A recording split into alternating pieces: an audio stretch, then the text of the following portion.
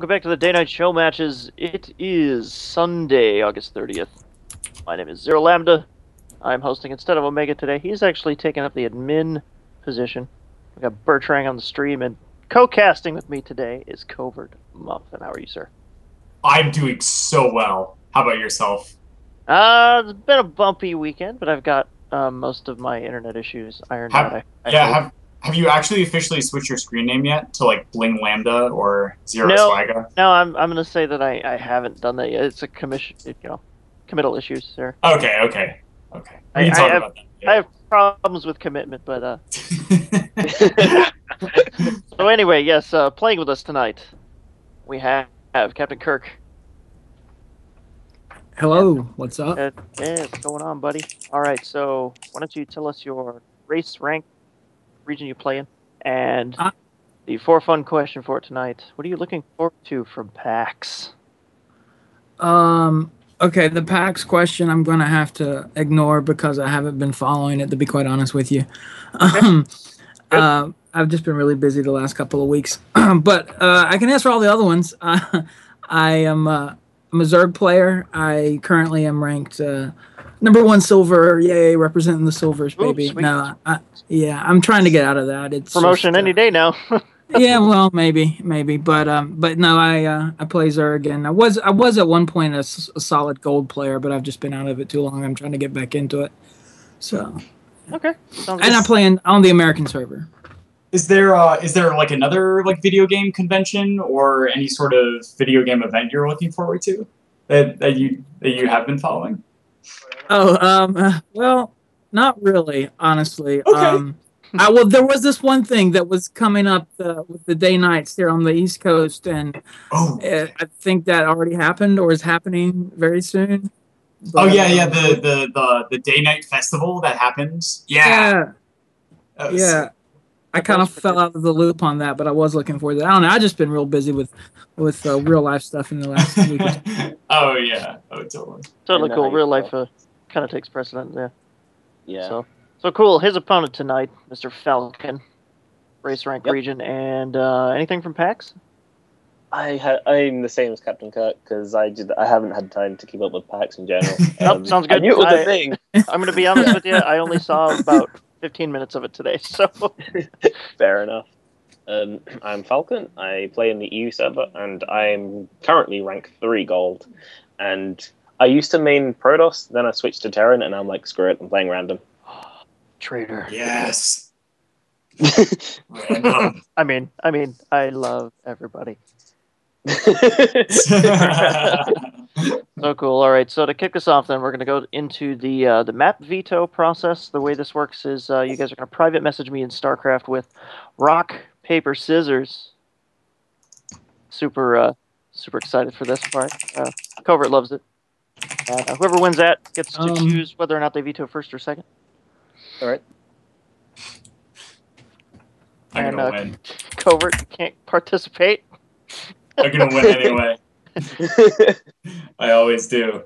All right. So this was broken early. Kirk went paper. Falcon had rock. No. Yeah. And Covert. I finally lost. Oh no, you don't participate here, buddy. All right. So Kirk, since you won, would you like to veto first or second? I'll veto second. Okay, so veto second. You guys know how to find the current ladder maps? Yep. I think I remember most of them anyway. Okay. Easier way for you. If you go to custom games, hit browse maps, and show ladder maps from 1v1 there. It's the easiest way to do that. All right. All right, so cool. Go ahead and veto. Because I absolutely hate this map. Dash in terminals. Get out of here. You don't like Scrap Station 2.0? Is that what you're saying right now? That's unfortunate. I mean, it was kind of fun, but like too many Terrans lift to the gold in this map, at least in my experience. But I'm not a Terran player, so. All right, well then, Kirk. I will veto Cactus Valley for sure. Okay, so I will then veto. Moonlight Madness. There we go. Ooh, yeah. All right, so Moonlight Madness is also out. Kirk? Iron Fortress. Fortress. Saw that one coming. All right, so what we got left? We got Bridgehead, Coda, and Terraform. Yep. So, Falcon, would you like to plan first? Let's start with Coda. All right, Coda's up first. Kirk, next. Terraform. All right, so Coda, Terraform, and our final map in the series will be Bridgehead Ladder Edition. Yeah. Very, very good. So Awesome. Cool. We're going to go ahead and get these lobbies set up now. Yep. Lobbies. Yay. I like them. So cool. But so how this works, you guys are going to play through all your games, and then the winner will come back to Skype. The loser also, if you wouldn't mind, you can come back to Skype. We can talk about what happened during the games and stuff like that. We don't require that, so if you do lose and you're not up to talking about the games, then that's okay too. So It's fine. it's all right. Cool. So we'll drop you from the I'll Skype. be back either way. Yeah. Mhm. Good. Same Sounds here. good. It's easier to talk that way after. So, Yeah. so cool. All right, so we'll get you out of the Skype call. Good luck, ladies and gentlemen. We'll see you after the All right. matches. Good luck. Have fun. Good luck, guys. Jelly. Look. Thanks. I love you. It's all good. I love you more. Ooh. We love each other. It's all good. Rocks. Rocks. Wait, do your man bond real quick. Give me some motivation. Let me hear man bond. What would man bond say to get me pumped? Hey, well. Oh yeah. Oh yeah. Yeah. There you go. That's about it. Pour me some tea crumpets, and I'll be rooting for you. Yeah. All right. See you guys on the All right, other good. side. Yeah. Good luck, Get it, guys. man. Catch you in a few minutes. Bye. Bye, Falcon. There we go. All right. So how you feeling, Covert? Oh, I'm feeling great, man. Dude, it's been a pretty intense past couple of weeks for me, but it's all been good intense things. So I'm super stoked and super pumped. Good. That sounds good. I'm looking forward to this. Internet issues aside. Oh, that was killer this week. I thought it was issues with Comcast, but actually we had a tech come out today and figured out that our router has thermal issues. What? Yeah, you punch too much data through it. Apparently, it starts choking the bandwidth a little bit to keep it from bursting into flame. Wow, it sounds like your router could really use a back massage right about now. It's more than a back massage. You think like a full spa visit. Yeah, full spa, day treatment, day escape, day retreat. Give it the full foot bath and cucumbers on the eyes. We need to call attention here to Manbon in the chat. Actually, he was. He really liked our impression. Oh man! So. Yeah. Yeah. Yeah, man. I thought your impression was quite impeccable. Oh, Manbon's also in the Skype call. Dude, man. Manbon, how you doing, man? So I feel quite randy. Yeah.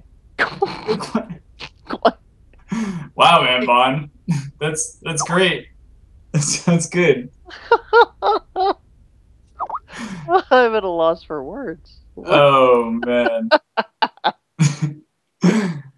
Oh man, that's jeez. Oh good. Oh, there's so many awesome people in chat. Look at this flyer 4109 with the shovel in the dirt. We got Girthang, R-Swap, Lady Like to Zero Q. Guys, how are you doing? How are you doing? It's great having you guys here. Yeah, it's gonna be just a few minutes. We'll set this up for you, and we'll get going into Coda. This is ZVR. Whew. I think Falcon said he played random, so this should be interesting. Zerg versus random. Yeah. You main Zerg, right? Yeah, Zerg macro is the easiest for me, and so it opens up more time for me to make really weird maneuvers and stuff in game. So yeah, I love doing Zerg. Okay, so how do you adjust your sort of Zerg tendencies when you're against a player? That's actually a really good question. So for any player, the number one thing I always suggest, especially when you go up against a random player, is keep your opening the same. Especially with Zerg, they have some of the most powerful ability to put on early pressure with early expansions. So always securing that natural expansion as Zerg is a very powerful maneuver, purely because of the lower costs, and then also being able to facilitate not requiring that many sort of army producing buildings and stuff to also be able to defend. So all you need is that spawning pool and some larvae to be able to cover your back. And then, of course, the queens are always a nice touch. So keeping consistency and your build order the same across all matchups will be sort of the best tool to guarantee stability into a mid-game scenario. Yeah. Okay. Okay. So I'm not really more. I'm not really in tune with the whole Zerg thing. Since yeah. So yeah, it's kind of wild. You have like that sort of deeper layer of complexity, right, from having the additional resource, which is larva. But at the same time, you can think about it as queen larva injects are sort of your primary macro tool, whereas Terran need to hit that A button, right, like on all of their barracks every couple of seconds. Every like I don't even know the build time for Marines. It's like 15 or something like that. That's something ridiculously low. 20 something, I don't know. But with queen larva injects, it's like it's so spaced out that you can just easily it's like 40 seconds or something like that, and like that's about it, and then you can just burst build stuff from larva. Oh, okay. Yeah. The larva definitely adds the extra level, and I think they illustrated that pretty well with the current macro changes they had in Legacy. Oh yeah, so what? So they cut your number of larvae from 4 to 2 from an inject. But inject can autocast. What? So wait, does it happen at every 25 seconds? No, I mean, no, 25, 30 seconds. I'm not entirely sure of the details because I'm not a Zerg player, but they're talking about already reverting the removal of mules and chronos, so... What? That's so... It's so strange. They removed it and then had everybody adjust, and then all of a sudden... Oh, man. Wow, that's really bizarre. Yeah, wow, they're really, like, taking out the macro of the game. Oh, it's kind of bizarre. Very, very strange. I'm not sure how that will really pan out for the whole system going forward, but it's confusing. Wait, no mules? Wait, did you say no mules? Yeah, no, they took mules out completely, and there was no chrono boost at all. They're looking at bringing in the back end and giving them some sort of autocast capability, kind of like the larva inject stuff. I was gonna say, because like no mules, there goes like Terran economy right there, just like out the window. Oh man, goodbye early command center with 3 barracks. Oh man, right? Wow. Right? And I mean, look at Protoss. You're under pressure early game. What are you gonna do? You can't boost your build time now. To compensate for some of that, they changed the fact that if there's a nexus touching your pylon, units that warp in from warp gates warp in 2 seconds. 2 seconds? But listen to me. Oh my god. You put a pylon away from that nexus, and it takes 16 to warp in. What? That's crazy. Oh, that's really bizarre. It's insane. It's insane. That's interesting. I don't even know, man. That's pretty good for like early expands, though. That's interesting. And I tell you, it's going to be amazing for viewership because that's going to make much more fast-paced games. Also, the Warp Prism for Protoss also takes on that effect of the Nexus kind of warp-in thing. So, I mean, you can tell they're promoting aggression without using like a stationary pylon type thing. Oh, so it's pylon fields that overlap with... It's not the gateways. It's the pylon field. So when you're warping in near a nexus, they warp in faster. Right. Yep. I wonder if like we're going to see some like really weird hidden proxy nexus builds in Legacy of the Void. Oh, see, I was thinking that exactly. You'd have to build a nexus next to your pylon in order to warp them in as fast as that, or you use a warp prism. So I don't think we're going to see a 400 mineral investment across the map. That'd be interesting at like a gold base, right? That would usually be seen as risky. But if you have that 2-second warp in, wow, that's like that's interesting too. Because I don't usually actually use warp in for an early defensive measure as Protoss. I usually delay my warp gate so I can get up. other forms of pressure, like extra units, like a stalker, right? Cost 50 gas. And I use that for that. Wow, that's bizarre. That's really weird. That's cool, though.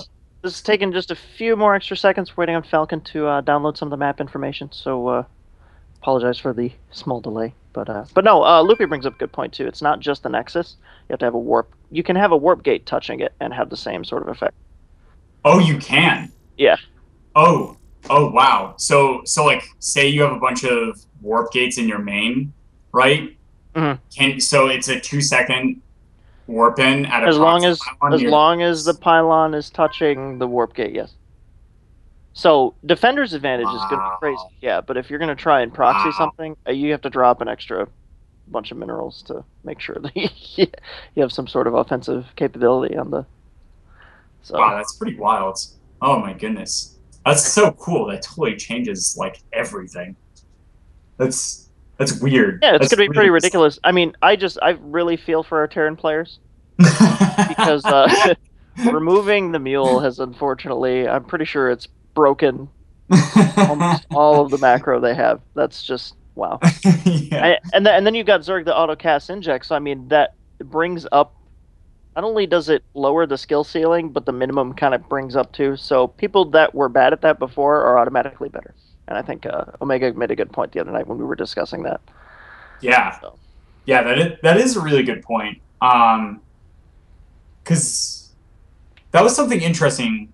Was so sort of like in Wings of Liberty, people didn't understand the utility of queens. I mean, yeah, queens did less damage. They had shorter range, and they moved very slightly slower on creep. And so it wasn't until they like majorly buffed queen attack range and stuff that people were like, oh my god, queens are actually really broken for defensive measures and like spreading creep and stuff. So that's interesting, and I sort of feel the same way. It's like, well, yeah, I should just like have queens for larva injects, but that's all that they were utilized for in the early days. But now people are just going to sort of park these passive queens, and then I don't know. Yeah, and I mean, I can see where there'd be an advantage for a player that hasn't been doing it for years. You know, we're looking at pro player type stuff, and they keep adding more micro-intensive type units. So, I mean, they're moving away from macro mechanics to micro mechanics, and yeah, you know what? That's a really good point. Oh, hey, there he is. There's Falcon. Falcon in the lobby. Yes. Woo! Hey. All right, guys. We're gonna jump. Very good. All right, so we can get right into this game now here on Coda Ladder Edition. This is ZV Random, CptKirk versus Falcon. Game 1. This is a best-of-3 series. This is actually their first series. Falcon's kind of a newcomer to the show matches. So, CptKirk played recently against Monosaurus. We casted a couple of those games a couple weeks ago. And CptKirk's pretty solid. So we'll have to see how he fares this evening. Oh, man, I can't wait to see what both of these players bring to the table. It looks like we're jumping into Game 1, guys, and is featured on one of the most standard of standard maps, Coda LE. Two-player map, pretty easy base scheme for where you expand to for the first 3 to 4 bases. Yep, Force Cross. There are no horizontal spawns here. I'm looking at you, Dash and Terminal. Oh, my God. Same side of the map. That is the most ridiculous design I've ever seen. Wait, was that the map where it was like me and Manbon casted the game where they just lifted, or is that me and you where they both lifted up command centers? Yeah, that was you and Manbon, I believe. It's shorter by air, and there were gold bases in the middle, and that was absolutely silly, and you can see why these maps are not picked in the tournaments. Yeah, right. Oh man. Oh, here we go. Oh, that is so funny. Man, Zero, I'm so excited. Yeah, I'm excited too. It's been nice. I had to kind of be a spectator this weekend, so I wasn't really handling a lot. Ooh. But this internet, man, it's driving me nuts. But it wasn't Comcast; it was me. Of course. Why don't you go ahead and introduce our first player? All right, gonna start us right off here in the bottom right-hand corner of the map. Falcon spawned as Protoss this game in the bright purple. Oh, yeah. That being said, guys, up in the top left corner from the ever so illustrious DJ clan, it is the Yellow Zerg, CptKirk. CptKirk. Captain Kirk is climbing a mountain. Why is he climbing a mountain? Anytime I visit your stream during a break, that song is always playing, and then it gets stuck in my head for the rest of the day. I know, right? I've been trying not to play it so I can just surprise my stream with it, and then just like it's stuck in their heads. Oh, yeah, I've seen chat during that song. It's not pretty. Games. It's like rabid animals attacking each other. So. Yeah, buildings get set on fire. Yeah, no, it's riots in the streets, man. Broken Children glass, start crying. Dead bodies. Dead bodies. Oh, so many dead bodies. Oh my god. Oh man. So I have to ask though, are you excited for Legacy? As far as the campaign is concerned, I know you've been trying to speedrun the HOTS campaign recently. Oh yeah, I haven't succeeded indeed. That being said, yeah, I am actually, I think the most excited I am for Legacy of the Void,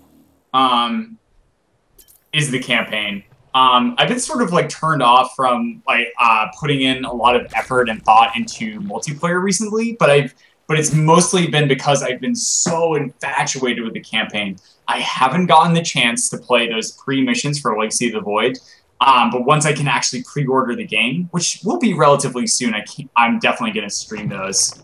Cool. Sounds good. Yeah.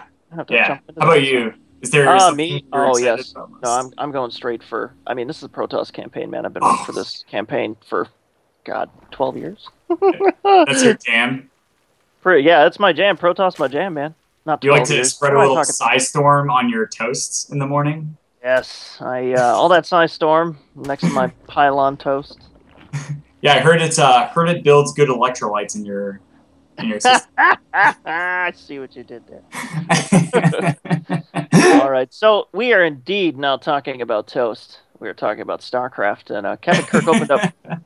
He opened up pool before hatch, so a little more offensive potential here. He's actually building 2 lanes now, and Mr. Falcon scouted in, and he did see this pool and hatch with his probe. Yeah, this is actually kind of interesting coming out of Falcon. We see him actually throwing down the Nexus before Cybercore and before he gets a gas down. He's actually going to be short on gas once that Cybercore finishes, so he's not going to be able to afford a Warp Gate research, nor is he going to be able to afford a Mothership core. But it looks like he's going to try and catch up on that gas count really quickly by throwing down 2 simulators immediately.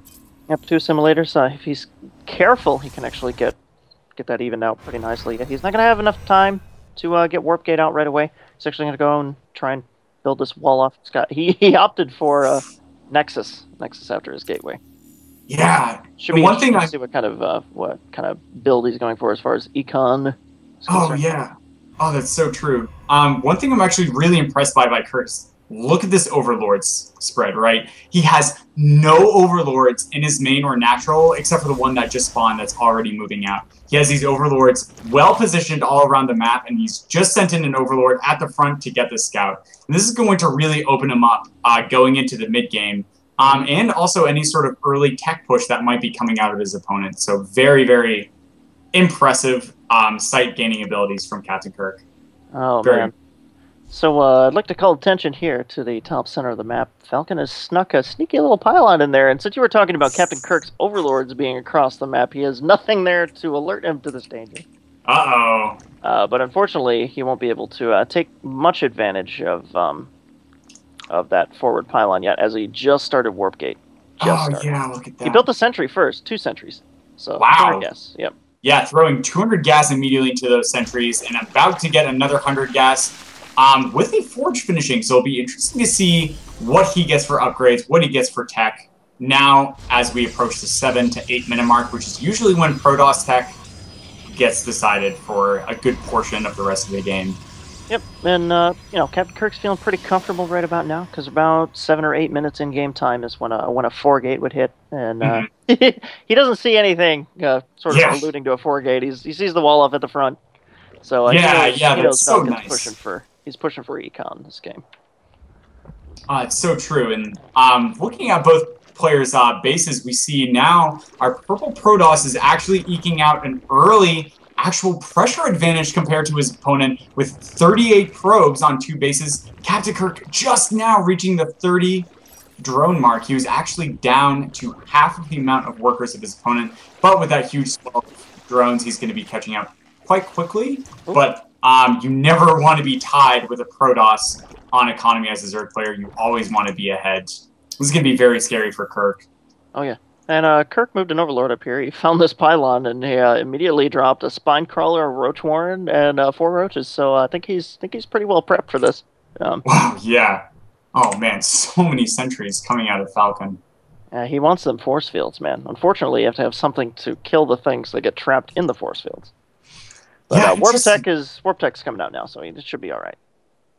Oh, yeah, totally. And we see +1 attack just getting started now, and this cannon in a very nice position. It's going to be able to hit roaches even if they start attacking the wall off at the front. And Falcon relentlessly sending out probes. He's already lost 1, but he's also continuing to send them out to get that scout, try and see if the army is approaching. And now CptKirk is spreading creep, and he sees this proxy pylon from Falcon. Let's see if he moves to try and take it out. Yeah, here we go. Falcon dropping a Twilight Council, looking to move up into more tech. He's got Stalkers, potential for Blink there. But unfortunately, when he warps his units in right across the map, these 2 Overlords are going to spot that, and Kirk can spring into action. He's already got some Queens and Roaches up front. Hallucinated Phoenix going in here, checking out CptKirk's base. He's going to find out that this guy expanded, and he's got a Roach Warren there. Yeah, nice looking Hallucinated Phoenix. He actually didn't get a scout into the main with a Hallucinated Phoenix, but what he did see was he saw the tech, he saw the upgrade coming from Kirk. He knows that his opponent is right on top with all of that and looking, oh no, don't move out, Falcon. He's trying to wedge his units through the hole, but this Zealot is luckily on hold position while this Roach army starts to move across the map. He needs to be super careful because the Roaches are here now. They're on A-move command. Oh, losing the sentry for free. And pulling back, probably a good idea. He sees a lot of force fields here, doesn't want to gamble with that. Wow, yeah, and this Protoss Gateway army is looking so strong with those 7 warp gates to just warp in 7 units just immediately. That is so insane. There's so much money you just drop in an instant. Yeah, pretty good. He's flown a few minerals, but that's there for more Zealots and all that good stuff. He's kept up on his supply. He's not supply blocking enough pylons to handle this. He's going to lose 1 here in a moment, as CptKirk is expanding to the 3rd location. Yep. Yeah, and look at this. Really like Falcon's.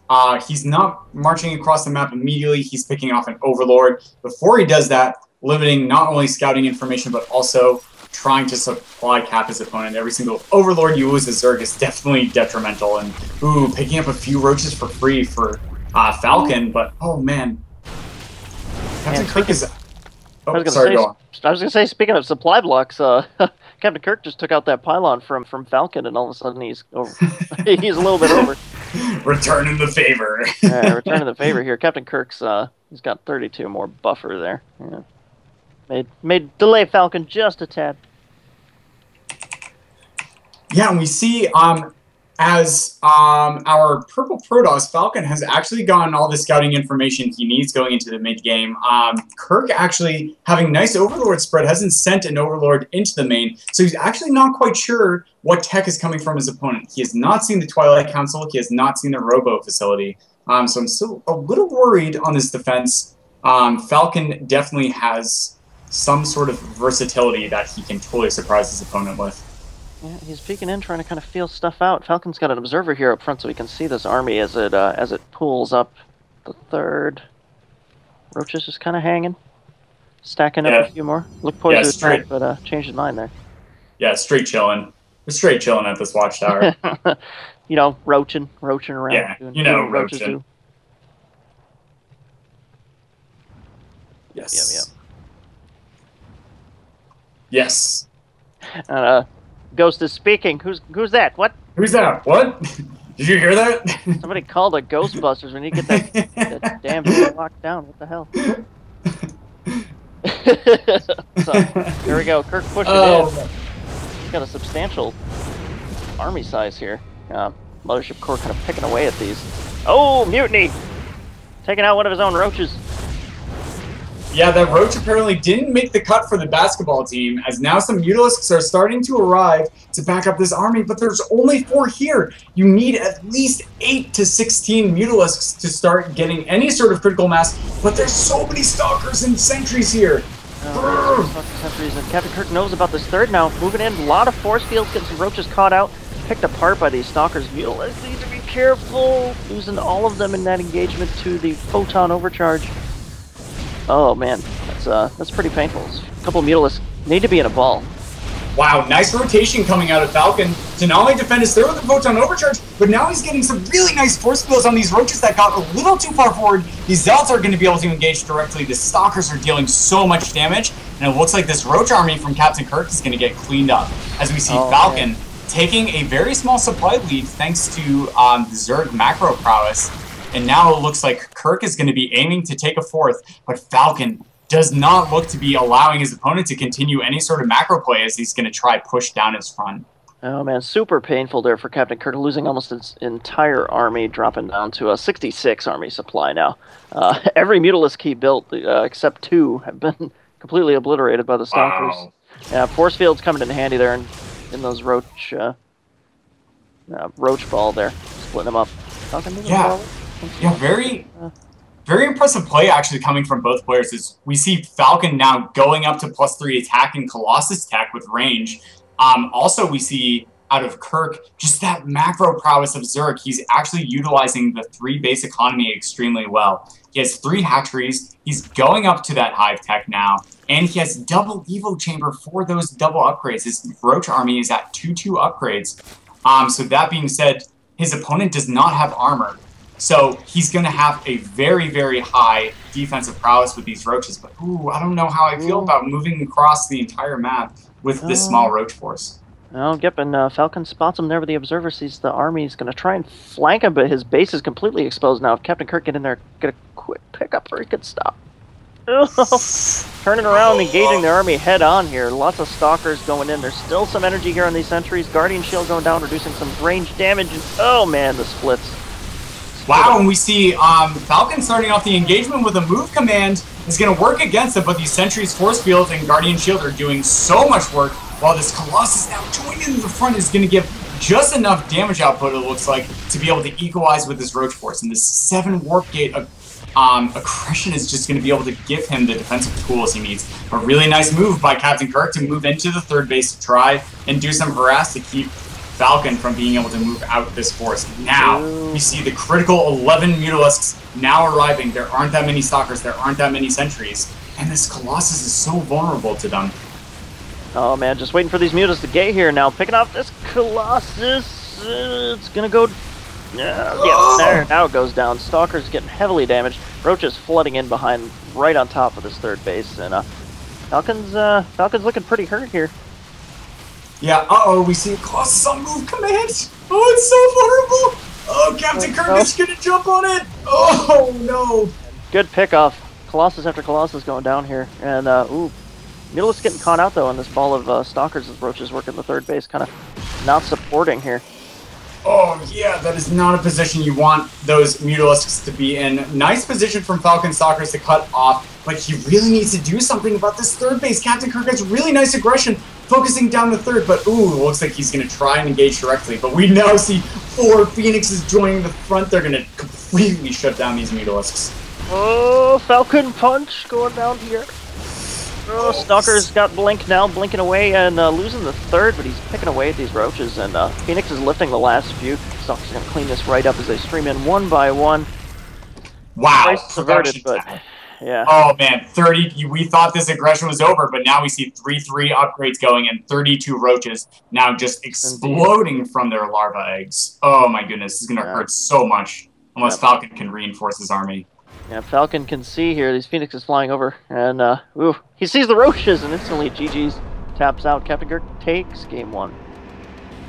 Oh wow. Really impressive Zerg play from CptKirk there. He was a little behind in the early game, but he really spun around when he was able to successfully establish a third base and then just get that upgrade advantage with those 2/2 upgrades versus those 3/0 upgrades of his Protoss opponent. He just straight up outmuscled him in very nice pickups, destroying those heavy tech units, the Colossi, to sort of clinch out that engagement. Very nice play. Yeah, it's pretty good. Very back and forth. Just in the end, the roaches too much. I mean, the Zerg macro. But it was nice to see Blink come in there at the end. I kind of, I guess we didn't pay too much attention to when that came into play, but it was great for that last little engagement. But yeah, there's just so many roaches after that. Yeah, roaches are definitely a powerful unit. Zero Lambda. Oh my goodness. It's the bread and butter of the Zerg army here. Oh man. Oh yeah. Yeah, it was so crazy. Also, we saw Falcon unfortunately slightly slipping up on micro in a lot of those earlier engagements and into the late game where he was just having his units on move command. That gave CptKirk that like 10 to 20 seconds to be able to establish those first volleys of shots from his roaches and Mutalisk to be able to pick up a lot of damage on that Protoss army. Yeah, that kind of played into CptKirk's favor there, losing a couple Colossi. That could have really turned that fight around if he had gotten some AoE damage down on those roaches and made sure that those stalkers were, I guess, ahead of the Colossi. That was another problem too, as they were out of position as the reinforcements came in. That's absolutely painful. Yeah, that's so true. It's very interesting to see whenever the Zerg army is actually able to have really high supply, low cost units spread out over a large area. They actually take an advantage over that high density cost army of the Protoss army. If you get the army to split up, then they have to sort of split their army up in their own. And when they do that, it gives the Zerg player an extreme advantage. For sure. I mean, he had Robotech. I love, personally, Protoss. I love Immortals versus Roaches. Even if you just have 3 Immortals and you get some Stalkers to kind of run interference, blink around, those Immortals can do so much work. It's unbelievable. Yeah, that bonus to armor. Dude, Zealots with charge. Yep. Oh, for days. Butter me up. So good. Yeah, Zealots. Fun fact, Zealots actually out DPS a Roach. Oh. If a Roach and a Zealot start attacking each other at the same time, the Zealot will win. That's like one of my favorite things ever. Wow. Oh man. All right. That being said, guys, it looks like we are jumping into game number 2, spawning. Now on this map, we have the Purple Protoss trying to tie the series up 1-1, getting Zerg on rolling with random. It is none other than Falcon. The Purple Protoss. Protoss has really let itself go. Whew. Yeah. And in the top left-hand corner, spawning his opponent, taking game 1 quite handily, the yellow Zerg player. It is CptKirk. Climbing that mountain again. Why is he climbing the mountain? Oh, man. It's actually a very, very interesting map. I always love it when Blizzard sort of surprises people with these more circular maps on the ladder. It's very, very interesting to see. Yep. I think I mentioned this once or twice before in previous casts, but this map reminds me a lot of yes, cats. I remind cats of things all the time. You know, they forget stuff. Claw my leg open. It's painful. Yeah, no. This map reminds me a lot of Neo Planet S. That was a big time when I was a big time spectator. I actually was unemployed, had a lot of time to watch StarCraft. Neo Planet S came up a lot in the tournaments and stuff, and I really was pleased with the dynamic of that map. So it's kind of cool to see this sort of, not really format, but this layout kind of come into play again. Yeah, was that the like circular snow map? Yeah, it was a snowy one, and if you're a Protoss, you pretty much wanted to go Phoenix opener on that. Oh yeah. Yeah, so it was really good. I love seeing like MC play on that map with his Phoenix and Oracle type thing going on. Yeah, I think I did like a 2-base Tempest rush play because you were just so well fortified on those 2 bases as Protoss. Oh yeah, no, super good, super good. They had the gold in the middle. It was always kind of fun to see. Oh, that's right. Pro player have to. Oh man. That being said, it's very interesting. It looks like both players are opening very similar builds, going the same sort of thing. 15 pool, 16 hatch. Very nice standard build. It holds off a 10 pool or a 6 pool very easily, while sort of guarantee being able to get up that early expansion. Looks like Falcons just a little bit ahead in terms of that macro hatch timing. Yep, they both dropped their spawning pool prior, you know, in case anybody's trying tries anything sneaky. Zerg players, in Heart of the Swarm, it's going to be really hard in Legacy to pull off some of those early... I mean, you're going to have more resources early on in the pool builds, but so is your opponent. Yeah, that's interesting. I can't wait to see what sorts of cheeses and all-ins come out of it. Those are I look forward to release when stuff is a little more locked in as far as dynamic and builds and things like that with units and macro crap like that. So I can learn and find out some of that interesting stuff. I'd like to be on the ladder this time. Ooh, yeah, and we see the first difference coming out of both players. We see CptKirk going for that very early gas in order to get an early Zergling speed and following up with a Baneling nest, whereas our opposing purple Zerg player, Falcon, looks like he's going to get a later gas but get an earlier Roach Warren. A little bit of give and take here from either player, taking out each other's overlords. That's pretty good. Only supply block for a couple seconds, though. They both had overlords on the way out. So. Yeah, no, I like this. I like Kirk going into Ling speed and Banelings. Very, very good against another Zerg player, especially if it gets into a Ling battle. But Falcon opting for the Roaches. If he can get Roaches out here in time, those Banelings kind of nullify himself. Wow, yeah, and I really like this decision from Falcon, too, to get an early third queen out on the field. It looks like he's going to have very high defensive prowess, having not only more queens, but then also this spine power in a beautiful placement from Falcon to both defend the ramp and also defend his natural base. He's going to be completely fine against this early push from either Ling aggression or some sort of early Baneling silliness that we see out of CptKirk.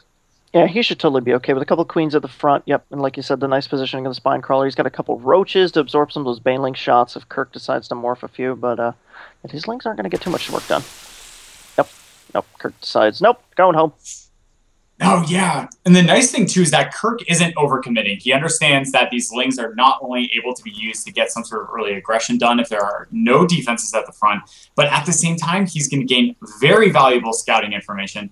And going up to this early layer, early Evo chamber, and he's responding with a Roach Warren of his own, he might just be able to match Falcon with that Roach Force going into the mid-game. Yep. Very nice play from Kirk. Yep, definitely like his response here. Very good. And it's super important not only to be able to fight and micro properly, but knowing when to pull out. If you overcommit, even with just a few units, that could really cost you the game in ZVZ. It's super volatile. Yeah, that's so true. And it makes non-committal pressure that much more powerful. The longer you have these units on the field, the more utility and efficiency that you can bring from them throughout the entire game. Looks like Falcon's going to move these 3 queens forward out of his base, picking up a free Overlord. Very nice. Falcon recognizing that these far ahead Overlords coming from his opponent from previous game, and he's adjusting beautifully to using these queens not only as larva inject and creep spreading prowess, but also as a defensive tool against scouting information. Ooh, after that too, Kirk kind of panic throwing a couple spine crawlers down here. Thinks his opponent's pushing out when in fact he's not. He's actually going for gas on his natural base. 2 workers in each. Oh, he fixed it. It's 3. Never mind. Yeah. And we see out of Falcon, he attempted to send a scouting Overlord forward, but unfortunately, all of the tech buildings from CptKirk are in his main base. These Evo chambers are beautifully placed just in case his opponent tries to send in a scouting Overlord, and he has a Roach Warren to boot with speed. Looks like CptKirk is going to be taking the early tech advantage with these double upgrades, whereas Falcon hasn't started up on his double upgrades yet, even though he's had these Evo chambers done for a while, and he's just now starting Roach Speed. Wow. Roach Speed, that's going to come in handy if it can hit in time. Kirk's, well, doesn't have a lot going across the map. He really, yikes. Yeah, he scouted this army, and I don't think you want to run those roaches in there, buddy. Yeah, Falcon's trying to expand, and Kirk found it, but these roaches are getting caught out without any sort of support, and these Lings are going to try. Can they get the cancel? Oh, that's going to be close. Not going to be enough here. These roaches, I think, are going to take these Lings out. Oh, he forced the cancel anyway. Oh, no. And these roaches are killing their own queen. No! No! What is going on? No! Accidental queen death. Oh! Alright, yeah. Somebody needs to reset the counter now. You know, the workplace accidents counter. You gotta reset it to 0 today. Oh man. That was unfortunate. Queen's not gonna be there ready for the hatchery to pop. So Falcon didn't he didn't like killing his own queen, so he's gonna move across the map now. Oh man. With roach speed done and his double upgrades about halfway done, I'm slightly worried for Falcon because Kirk is going to be very, very soon done with his weapon 1 upgrades against the 0-0 army. A really nice scout from Falcon to try and see if he can get some aggression on a third base coming down. And wow, Kirk is going to try and take a defensive measure. Oh, Falcon once again targeting his own units by accident, but it looks like Falcon just has the superior roach numbers. These upgrades aren't going to matter from CptKirk purely because Falcon has the overwhelming swell, and we see a cancellation on the third from CptKirk to give Falcon a very, very large advantage going into mid-game. Yep. Now, calling attention to Falcon's tech choice here, he actually is blind stepping up into Hydras, and Kirk is going straight into Mutalisks, so if Kirk can figure out that he's doing that, he may want to pull out of that tech. That could be extremely painful later on.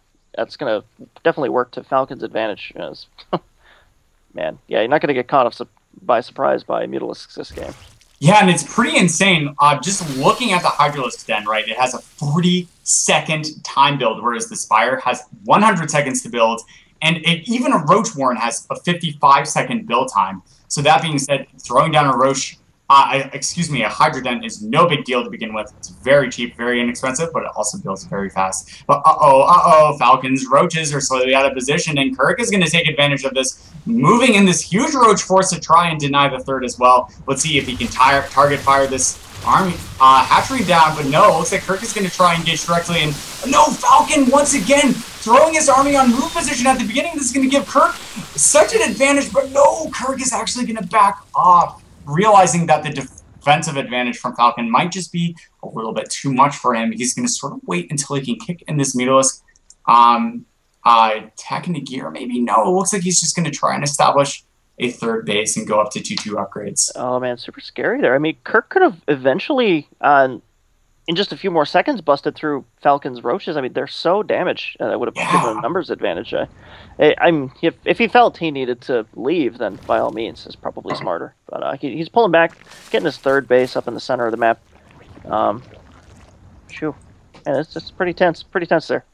Yeah, that's so true. And now we see Kirk being a little bit more defensive, but also something we actually haven't seen out of Falcon in both of these series yet, going into the 15-minute mark now, is no aggression, right? We actually have not seen him move out an army and try and kill something. Right, We've seen him be purely defensive, and Kirk maybe slightly recognizing this is going to try and establish the third base. That was a really nice Roach push, though, from Falcon to try and mix things up early on, and he was able to catch off that third base from Kirk. But now Kirk, recognizing that his opponent may be once again back into that passive mindset we saw in Game 1, is going to try and establish this 3-base gas tech, which is extremely powerful when you're going for Mutalisk play. Oh yeah, definitely. He's got enough Roaches. He's feeling comfortable. He's going to poise a little forward from that third base, and Kirk finally getting his established too. And Mutalisks are now on the way, but group binds are already complete. So some Hydras pop out of here, get these Roaches, and the Hydra range is really going to come in handy if these Mutas pop right on top of the army, and Kirk can see the army coming. Oh, that's so true, but unfortunately, CptKirk's Roaches are going to be coming from the back. Oh, but he's picking off this small reinforcing Hydralisks here, and now these Mutalisks are starting to come in, starting to get done. Falcon picking off workers. But, ooh, now we see CptKirk directly engaging this, and these two armies are going to clash, but Falcon, with the move command, once again in the middle of a fight, picking off the third, though, and now CptKirk's Roaches are falling fast. The superior Roach count from Falcon is looking to be enough, and he's dealt so much damage that he's just confident enough to back off. Yeah, even just those few Hydras really coming into play, an advantage for Falcon there. He's pulling away superior army count, but a lot of those Mutalisks that came in were... Ooh, there goes a burrow. Yeah, that's so well, but we see the Overseer now coming from CptKirk, and he's going to be able to get some damage done, but wow, there's so many Roaches here. All he has to do is build up his Hydra numbers and just engage these Mutalisks directly. And look at this, there's so many Spore Colonies and Spine Crawlers just all across his bases. Falcon's just going to be able to defend this. very, very well. Yeah, pretty bad. Or no, not pretty bad, pretty good. Oh my gosh, no, I meant good defense. That was not bad defense by any means. Pulling the opponent back onto the creep. Yes. And Kirk slipped up a tad there. Lost his third base, unfortunately. Lost a lot of army supply. And actually, it's 2-2 for both of these players, but just the difference came from those 4 or 5 Hydralisks there. Their DPS is insane. Insane. Oh, man. Yeah, and I love this Burrow Roach play coming out of Falcon, but he's going to recognize that his opponent has Overseers here, so he's going to try and sneak his Roaches around to try and ninja them past these Overseers. Nice army position from Kirk. Yeah, pretty good. We got 1 Mutalisk on each of these Overlords here. Super annoying for Falcon losing these, supply blocking himself. Man, look at the supply difference here coming out of the 2 players. Having this nonstop 3 bases for Falcons really starting to show that economic pressure mid-game, transferring very well into late game, being ahead by 50 supply. Wow. CptKirk totally missing the squad of Roaches that just got up in his vision and walked away. They're going straight for his third base. He's gonna... Oh no! The army is not here to help defend this. Oh no! And Falcon still has so many units back here in a defensive posture, but ooh, wow. Entering those Roaches is going to send CptKirk trying to run back to kill off these Roaches before they get significant damage. Oh, man. It's going to be tough. The Mutas are going to be here first and definitely do a lot of damage, and I think he's going to hold this. Oh, no, Falcon, you could have picked off the third. Oh, my goodness. Yep. Falcon trying to pull out, but losing every single Roach in the process. Mutas are going to... pick these down, and there we go. That's that. End of that hit and run there. That's all she wrote. It is all she wrote. Boom. Nice job from CptKirk too, recognizing that he shouldn't continue to engage at the front. Instead, he should bring back his high mobility Mutalisks and his Roaches too in order to be able to defend this. And now, we see the 2 armies splitting right past each other. But Falcon, recognizing that these Roaches are marching down his front, is going to bring back his entire army as well in order to be in a more defensive posture. Definitely need to be super careful. Ooh, almost spotted his opponent's creep. Kind of took out a few creep tumors here and there and went back home. Yeah, so but both players very defensive. I mean, Falcon's building a lot of Hydralisks. It's going to be really hard for Kirk to get a decent angle in on there. He's really invested in this Mutatech. He's got, how many Mutas? He's got 12? 12 coming in here? Versus Falcon's 18 Hydralisks. Wow, so, yeah. Yeah, all those have to do is look and sneeze in his direction, and those Mutas are going to evaporate, unfortunately. Yeah, very interesting out of both players, too, seeing that both players are actually going for 3-3 upgrades at sort of the same amount of time. The only difference is that CptKirk is also going for these Adrenal Glands, which is going to vastly increase the Zergling attack speed.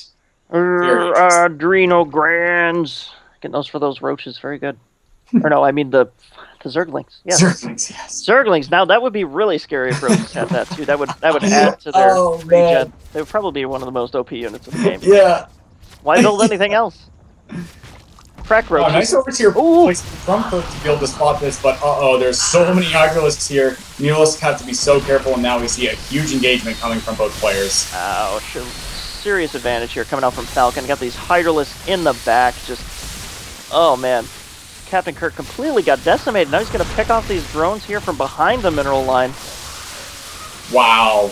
This is totally going to shut down CptKirk's ability to establish an economy at this third base. And this fourth base for CptKirk is only 2/3 the way done. He's not going to be able to be on equal footing with his opponent. And we see Falcon going up to 5 bases, already transitioning drones across the map in order to be able to establish some long-distance mining. CptKirk keeps flying his Mutalisks over these balls of Mutalisks, and they... Oh, no. Oh, man. Mutalisks are so expensive, and we see that just looking into the units lost tab. CptKirk has an extra 3,000 resources lost just because of losing those high expense, high tech units. Yikes! And I mean the army supply speaks for it too. CptKirk at 59, and Falcon is pushing 130, 140. Oh man! He's getting another base. I mean, CptKirk is really hurting. He's trying to get that 4th base up down there in the bottom, and it's just it can't get here fast enough. For the swarm. For the swarm. Yes.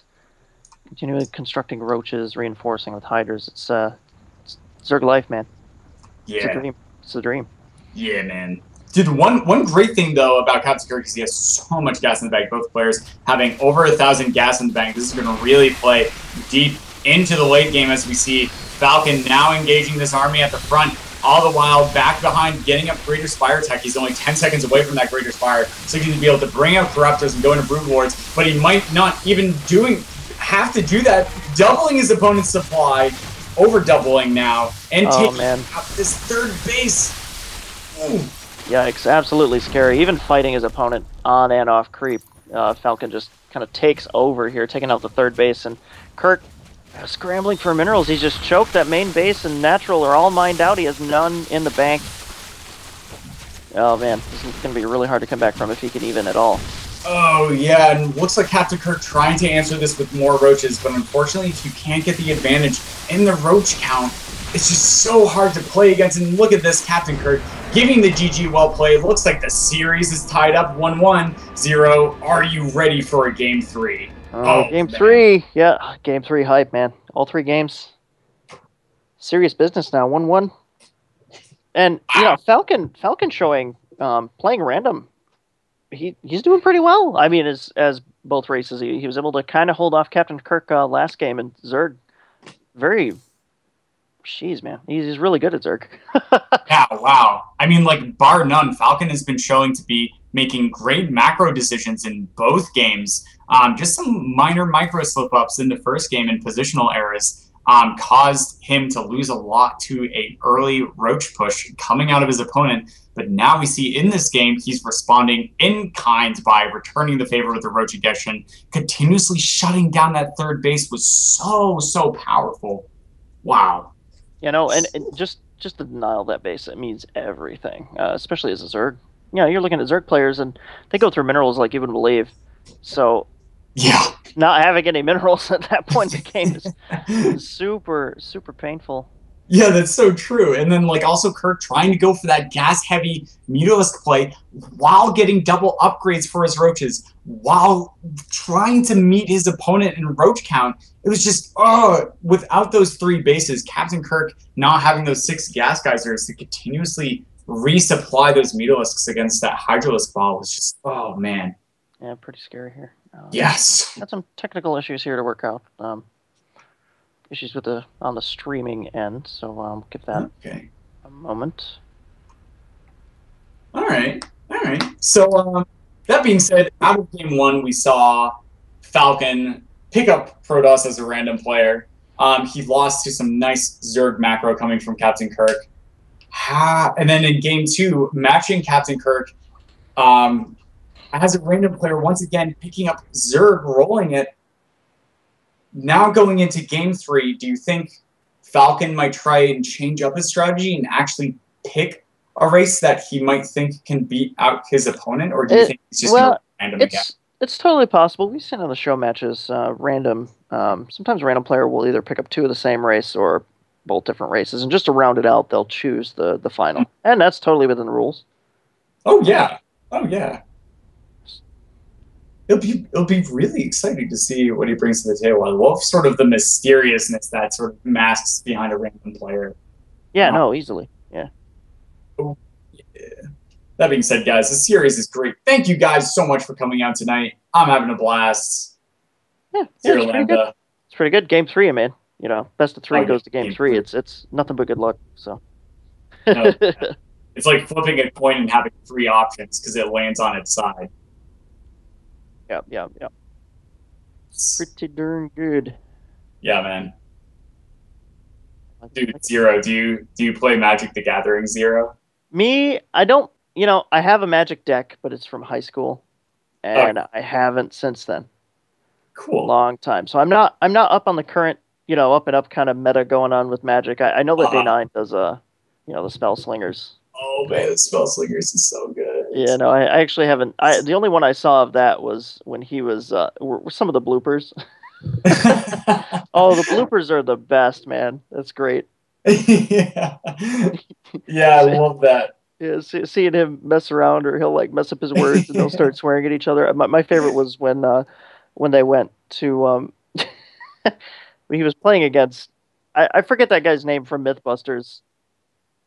Oh no, I'm too. It's the he wasn't one of the main people, but he was one of Grant Imahara. Grant Imahara. Yeah, Grant. Yep. Oh, so that was like the best one. I loved watching them go at each other. And little bloopers were even worse because it was they just couldn't keep a straight face the whole time. That guy seemed to have really good sense of humor. So. Oh yeah. Oh, that's so true. Oh man. One of my favorites was when he went up against the mixed martial arts player.